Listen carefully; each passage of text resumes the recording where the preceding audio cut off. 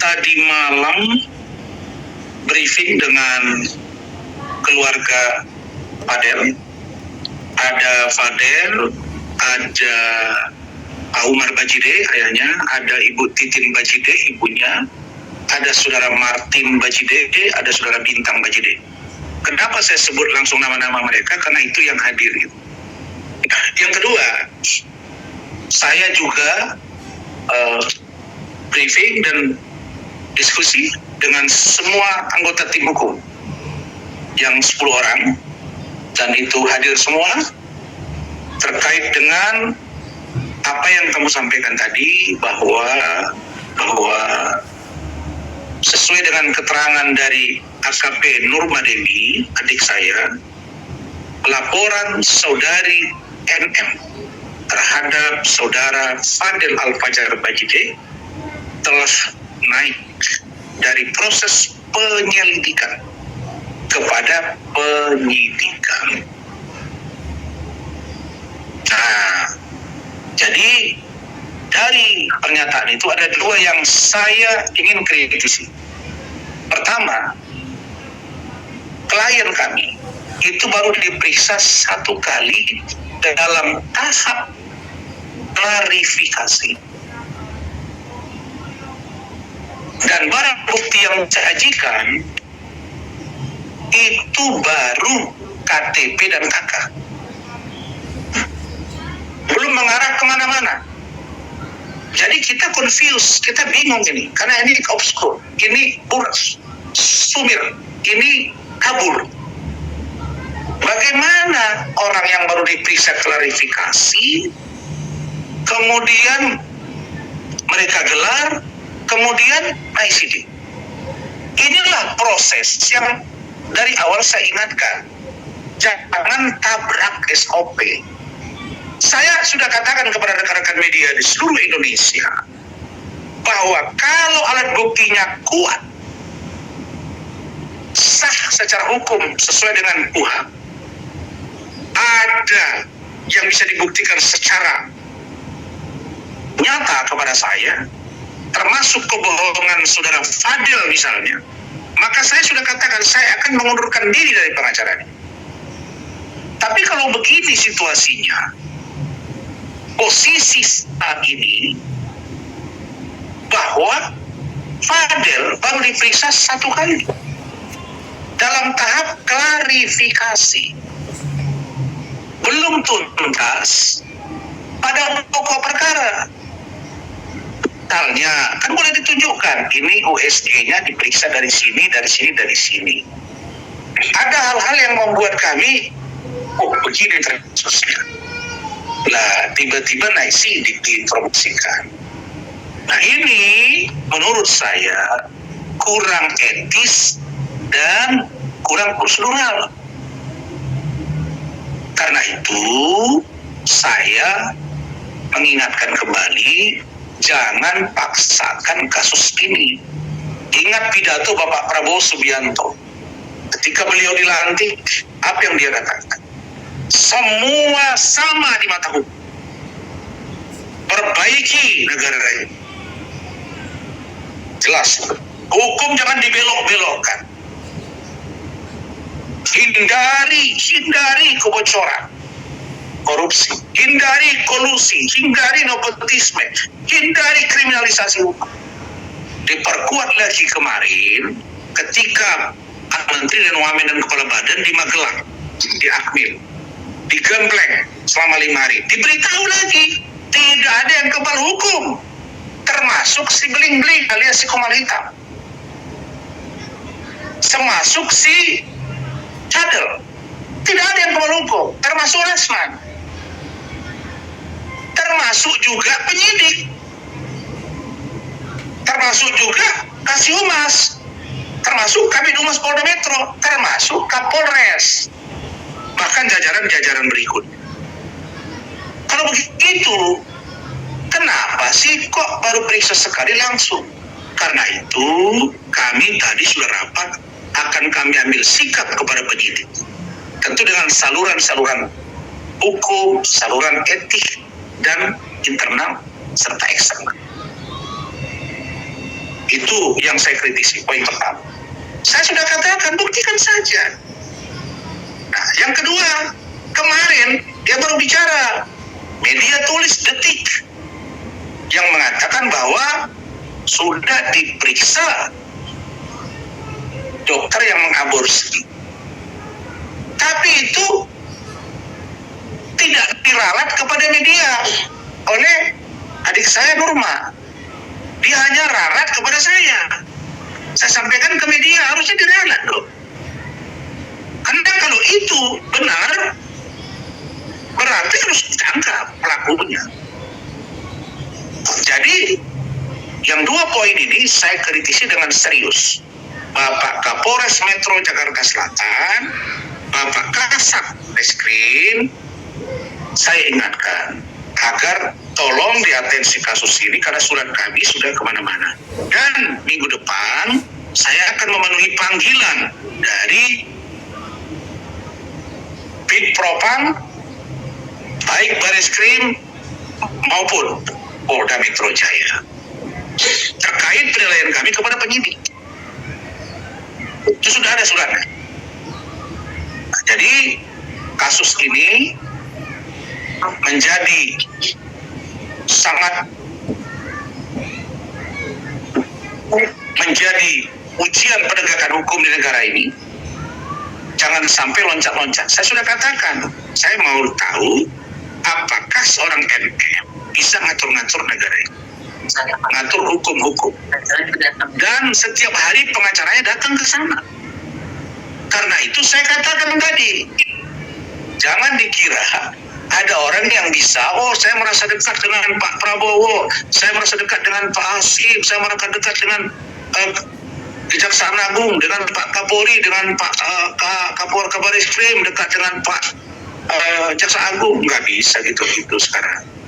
Saya 2014 sudah bersama dengan Pak Prabowo. Jadi kami ambil sikap terhadap penyidik. Karena sebelum dilakukan ini saya sudah antisipasi. Makanya saya akan segera berkomunikasi dengan Bid Propam Polda Metro Jaya. Kapan kami datang, tanggal berapa, hari apa, saya info media. Nah, jadi di dua poin ini kami bahasa Malaysianya ambil kira. Kita betul-betul concern dan kita ingin kasus Fadel ini jangan sampai ada kriminalisasi hukum. Nah, itu poin besarnya. Bentar, poin besar pertama dengan dua pembahasan. Poin besar kedua. Apa itu? Hasil rapat kami tadi malam, kami berdiskusi, Fadel keluarga. Saya tanya dengan Fadel, saya tanya kamu benar-benar, saya sudah bilang, Om akan mundur kalau kamu berbohong. Ada saja besok chattingan kamu dengan LM yang bernada-nada pornografi, ngajak-ngajak hubungan badan dan lain-lain. Atau ada foto kalian lagi bugil berdua, mohon maaf ini. Saya pasti akan mengambil sikap karena saya tidak mau kamu berbohong. Bukan pengacara seseorang yang kemudian berkata jujur lalu kemudian kita tinggalkan. Tidak, dia harus berkata jujur.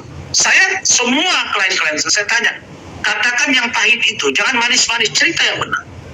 Sampai kemarin, sampai tadi kami rapat lagi terakhir tadi sebelum dengan kalian ini, saya rapat Zoom lagi dengan mereka karena saya di luar kota, terus saya makan siang sebentar baru berhubungan dengan kalian ini. Fadel masih bersumpah, ada abangnya, ada kakaknya, ada orang tuanya, mengatakan, Om, saya bersumpah tidak melakukan apa yang dituduhkan kepada saya. Dan saya sudah katakan, kalau terbukti, bagaimana? Ada kamu berbohong pada Om? Siap Om. Jadi jawabannya, kami siap menghadapi proses hukum dan yang saat ini sudah naik penyidikan. Penyidikan belum tentu naik menjadi tersangka. Tersangka jadi terdakwa belum tentu terpidana. Nah, sekarang saya kasih gambaran. Saya dilaporkan dugaan ijazah palsu. Sudah naik sidik. di Polda Sumatera Utara, dikirim ke Jakarta, Bareskrim, ambil alih, periksa semua, tidak terbukti. Di SP3 dihentikan. Laporan Evi Susanti, istri mantan Gubernur Sumut, penipuan penggelapan, istri Siri, istri kedua, juga naik sidik di Polda Metro Jaya Jakarta, ditarik ke Mabespori, diperiksa semua, gelar, hentikan. Jadi bagi kami penyidik, jangan cepat dulu Anda euforia. Itu tahapan saja, tapi bisa dihentikan. Dan kami tidak berharap, saya katakan tidak berharap dihentikan, saya berharap terbuka kasus ini. Nah, maka jawaban kami siap, kita akan hadapi, kita akan kooperatif, tetapi surat kami kan sudah masuk ke Pak Kapolres, ke Polda Metro. Kami sudah mintakan dilakukan gelar perkara khusus di kasus ini. Dengan menghadirkan kami kuasa hukum, menghadirkan terlapor, saksi, begitu juga dengan pihak pelapor. Hadir wasidik, hadir irwasda, hadir propam. Kita bedah kasus ini di situ untuk mencari kebenaran dalam pengambilan alat bukti yang sah secara hukum. Itu sesuai dengan peraturan Kapolri. Dan itu selalu di Bareskrim Mabespori berulang berkali-kali, bahkan di Polda Riau. Benar. Dulu kasus Vicky Prasetyo juga saya pernah gelar. Kenapa tidak diperiksa dulu Ibu JF dari UK? Kan sudah dibilang melalui Zoom. Kenapa tidak diperiksa dulu yang tahu cerita ini? Dan kami sudah serahkan barang-barang bukti. Kenapa tidak diperiksa dulu saksi yang dari pihak kami yang mengetahui kejadian? Ada ahli juga. Kenapa kok langsung naik sidik? Ada apa ini? Jangan segera penegakan hukum di masa awal pemerintahan Bapak Presiden Prabowo Subianto dan Bapak Wakil Presiden Bapak Gibran Rakabuming Raka. Saya pasti akan up terus ke media kasus ini dan kasus apapun, termasuk kasus saya yang dilaporkan oleh si Hitam Kumal bersama dengan si mantan aspinya berinisial Ika yang katanya ada bangga besar. Nanti kita buktikan di pengadilan. Saya akan buka kepada kalian kapan timingnya. Itu akan sidang sebuka. Kawal kasus ini sampai selesai. Begitu. Saya naik sidik di Polda Sumatera Utara. Saya naik sidik di Polda Metro Jakarta. Begitu digelar, begitu diperiksa, hadirkan saksi, hadirkan ahli, dihentikan. Saya yang mengalami. Belum lagi klien-klien banyak yang jadi seperti itu. Terus apa yang dikejar dari kasus ini, bro? Buat. Maka digelar perkara itulah kami akan tahu nanti apa alat buktinya. Kalau tidak dikabulkan, kami pasti melakukan perlawanan hukum. Saya tahu Pak Prabowo tidak main-main dalam urusan penegakan hukum dan equality before the law. Jangan langsung kalian juga bilang bahwa Polres hati-hati, kami juga hati-hati. Jangan bilang Polres sudah siap alat bukti, kami juga sudah siap. Saya kasih contoh itu. Ini SP3 saya. Kenapa saya harus ini? Dua nih. Dua dari Bareskrim. Apa lebih jago Polres Metro ketimbang Bareskrim? Ini langsung loh yang tanda tangan Dirtipidum bintang 1 untuk penghentian ini diparak oleh Kabareskrim bintang 3 kasus Rasman. Ini dua-dua sudah naik sidik dan akhirnya dihentikan. Jadi nggak bisa juga kita serta-merta menganggap bahwa mereka sudah punya alat bukti yang kuat, yakin, makanya kita uji di gelar perkara khusus. Dan suratnya tadi malam sudah diantarkan oleh Rahmat Riyadi, salah satu tim hukum dari saudara Fadil Al-Fajar Majdi. Dan ke Polda Metro juga sudah dikirimkan dan kita lihat perkembangannya seperti apa. Prinsipnya kami tidak masalah dan kami akan hadapi. Tapi kami sudah menemukan satu dugaan pemaksaan dalam terlalu buru-burunya naik sidik di kasus ini. Begitu. Kan klien kami tidak melarikan diri. Dia juga tidak kemana-mana. Saya ada di sini, orang tuanya ada. Begitu. Salah diperiksa dan tidak diperiksa, itu kami tunggu. Kan NM kan sudah cuap-cuap. Udahlah, bilang kalian lah, pulang umroh kalau bisa ya adem. Gak usah serang-serang saya. Udah bilang Rasman, begini, udah tersangka. Saya itu tersangka sejak 30 Maret 2023. Ibu NM, Anda aja yang tidak tahu. Sekarang sudah 27 Oktober 2024, 1 tahun 8 bulan bro. Karena saudari Ika yang mengaku tidak tanda tangan puasa, ribet, bertengkar, lab, dan udah saya bilang, udah lihat di kejaksaan, habis itu maju di pengadilan. Jadi yang saya mau katakan ini adalah bahwa kalau proses penegakan hukumnya kami anggap tidak benar, kami pasti lakukan perlawanan. Tetapi dalam kasus ini, saya sudah cross check tadi, apakah ada panggilan untuk diperiksa setelah naik sidik, jawabnya belum ada. Dan yang saya dapat informasi, NM katanya dipanggil bersama dengan saksi. Itu kan butuh waktu, Senin, Selasa, Rabu. Ya kita lihat, gitu. Prinsipnya kami kooperatif, tapi jangan diskriminatif. Karena polisi pun tidak kebal hukum.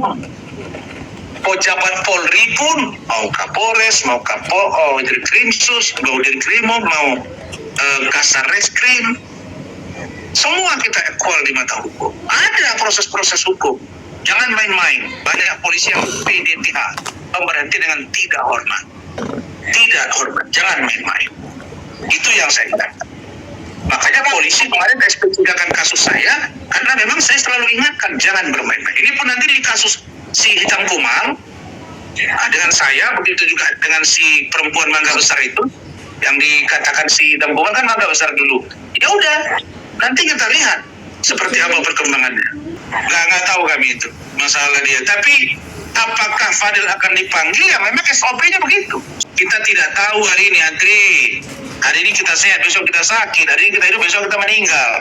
Kami akan tunggu suratnya. Kalau klien kami dalam keadaan sehat dan waktu ada, pasti akan kita datang. Tapi kalau dia dalam keadaan kurang sehat atau ada urusan, ingat ya, panggilan naik sidik itu bukan berarti bisa panggil paksa langsung gitu. Tersangka juga nggak bisa panggil paksa langsung, bos. Dia sakit dan kita datang, nggak usah dipanggil. Itu kami datang juga kemarin yang kedua kali karena mengantarkan surat. Dan Fadil ikut, ke Kementerian PPA juga ikut. Nggak ada masalah. Kami tadi video callan, Zoom, tadi malam juga, tadi juga, langsung Fadil yang tampil. Dia ngomong sama saya, Om, nggak usah ini Om, saya siap mempertanggungjawabkannya semua, saya nggak ada melakukannya. Dan saya udah wanti-wanti, saya udah warning, kalau kamu ada berbohong, ada chattingan ini ternyata kamu sudah saya tinggalin kamu, saya bilang. Siap Om. Jadi Fadil sehat dalam pengertian ya di rumah. Oh, apakah keluarganya agak sedikit shock? Ini namanya manusia, pastilah. Tapi nggak usah lah langsung apa namanya ya. Mau saya itu gini loh, kita itu kan perempuan ya. NM perempuan atau mungkin perempuan lain. Masa iya sih kasus anak loh judulnya ini, anak kandung.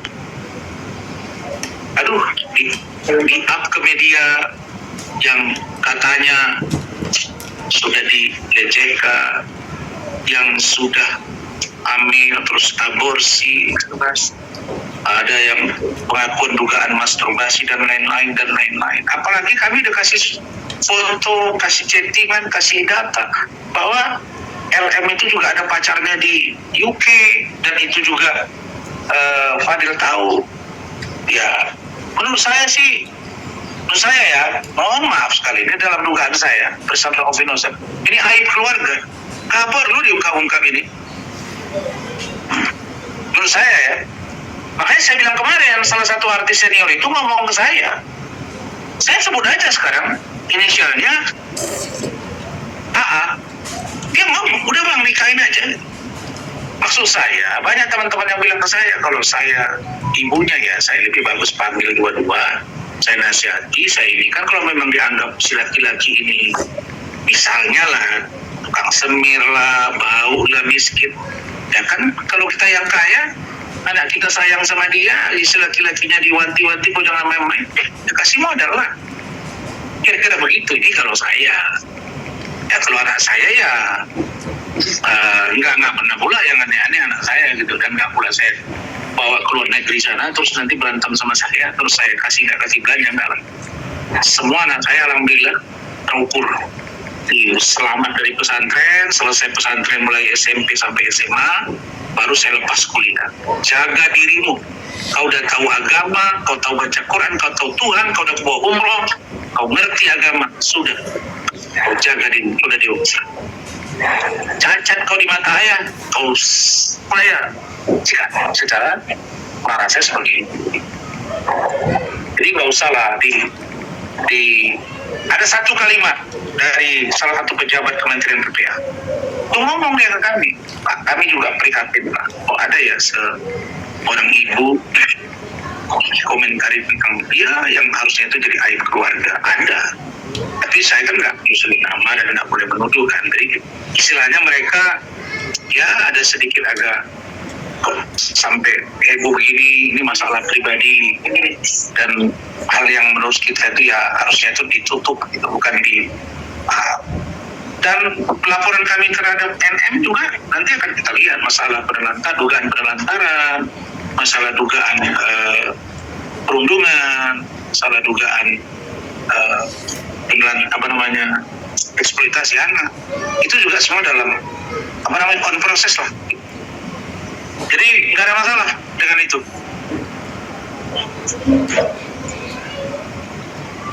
Siapa bang?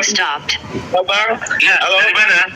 Ya Abizar nih bang, Abizar, Mas Papa. Bang, saya pengen menanyakan nih bang, kasusnya sudah sejauh mana bang, yang waktu itu kan abang kan sempat ingin melanjutkan yang Loli sempat ini bang, ingin melaporkan ibunya gitu. Kan sempat kan abang kan kemarin memberikan informasi kan perihal foto ya kan, waktu itu sempat dia tanda tangan tuh mau melaporkan.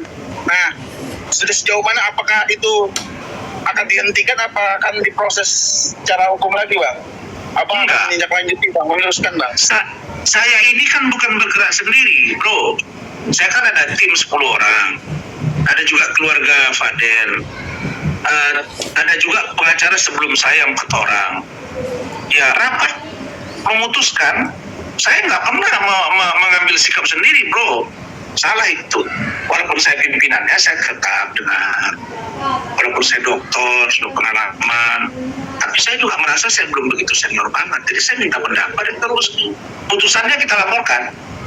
Kapan, tanggal berapa, nanti saya kabari. Tapi yang pasti kan kami ke Kementerian PPA sudah akan tidak lanjuti, ke Polres juga sudah. Jadi paralel aja, berjalan bersamaan aja. Yang pasti juga minggu depan itu kita akan ke Polda Metro gitu. Nanti saya kabari kalian. Mudah-mudahan tugas saya di luar tidak padat gitu. Bang, pada kapan? Saya berada di luar. Pada kapan mulai dance-nya ke Malaysia bang? Desember 2024. Masih sebulan lagi. Oh, artinya nggak ada alasan untuk seperti kayak alasan seperti mau ikut dance nanti ada panggilan. Kalau undangannya ada itu Desember, dan itu LM tahu. LM tahu bahwa dia ada undangan dancer. Hari ini dancernya saya posting di Instagram saya. Keren ya bang, keren ya. Saya lihat sih keren. Ya tugas kita lah sebagai lawyer kan, kita bantu secara hukum. Lawyer itu kan begini, bertindak untuk atas nama pemberi kuasa. Jadi kalau ada lawyer yang suka melaporkan lawyer, nah itu menurut saya tidak cinta daripada profesinya gitu. Bang, aku mau nanya nih Bang. Kan kayak Bu Nurma kan bilang bahwa dalam semuanya kemarin penyelidikan itu sudah ada terdapat unsur pidana. Maksudnya dalam unsur pidana ini apa sih Bang? Ya, unsur pidana itu ditemukan 2 alat bukti yang sah secara hukum tentang dugaan apa yang dilaporkan, apakah itu dugaan pelecehan seksual melalui kekerasan anak di bawah umur, atau dugaan aborsi, atau menyuruh, atau mengetahui. Dan kita juga katanya akan diumumkan tersangka. Nanti kita tunggu aja. Tapi kami sebelum sampai ke sana, dan kami itu respon dulu dong. Gitu. Tapi kan kalau sudah ada bukti-bukti itu Bang, berarti memang ada unsur pidananya Bang. Lah, penyidik itu dia sudah gelar